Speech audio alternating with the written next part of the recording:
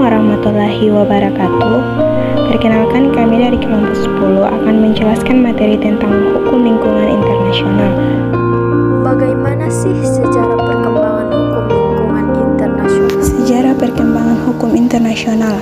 Tonggak awal munculnya peraturan hukum mengenai lingkungan terjadi pada tahun 1972 dalam Konferensi Lingkungan Hidup Internasional di Stockholm, Swedia dengan prakarsa PBB. Konferensi tersebut mengambil tema Only One Earth.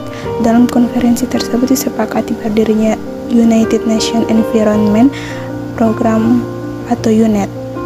Selain itu, konferensi menyepakati tanggal 5 Juni sebagai Hari Lingkungan Hidup Sedunia. Disepakatinya deklarasi lingkungan hidup disertai dengan langkah nyata terkait dengan kelembagaan dan sistem keuangan yang menunjang program keberlangsungan lingkungan hidup.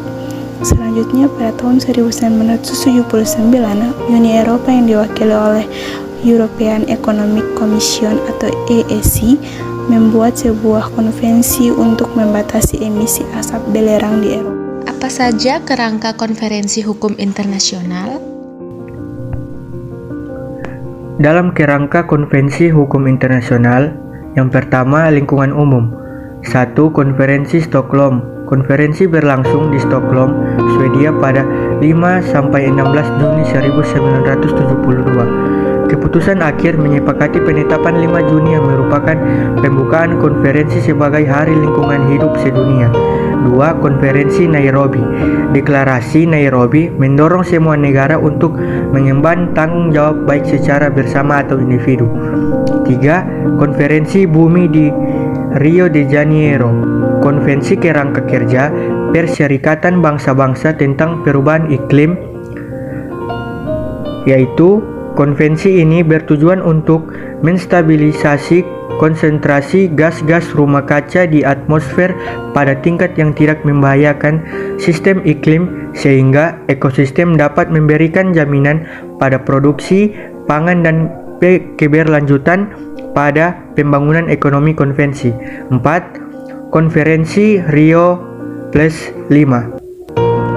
Konferensi tingkat tinggi atau KTT Bumi diadakan pada tanggal 3-14 Juni 1992 di Rio de Janeiro di Brasil yang membahas tentang isu-isu lingkungan, kelangkaan air, dan energi alternatif.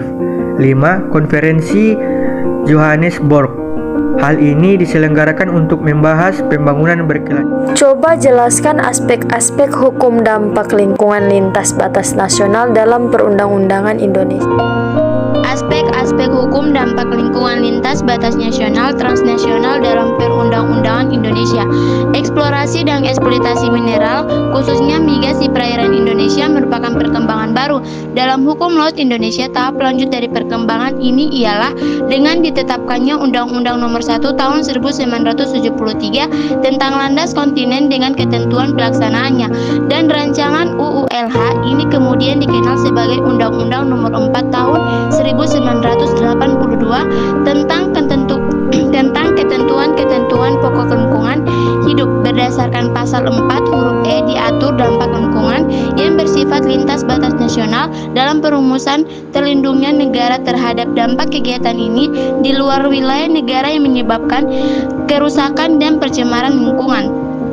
Kemudian Undang-Undang Nomor 5 Tahun 1983 tentang Zona Ekonomi Eksklusif memuat ketentuan hukum yang bersifat lintas batas nasional berdasarkan Konvensi Hukum Laut baru yang telah diratifikasi Indonesia sebagaimana diutarakan di atas setelah digantikannya Undang-Undang Nomor 4 Tahun 1982 dengan Undang-Undang Nomor 23 Tahun 1997 tentang pengelolaan lingkungan hidup yang untuk pengaturan yang sifat melintasi lintas batas nasional terdapat pada pasal 4 huruf F Undang-Undang Nomor 23 Tahun 1997 yang merumuskan pelindungnya Negara Kesatuan Republik Indonesia terhadap dampak usaha dan atau kegiatan di luar wilayah negara yang menyebabkan pencemaran dan atau perusakan lingkungan. Baiklah, demikian dari kami kelompok 10. Wassalamualaikum warahmatullahi wabarakatuh.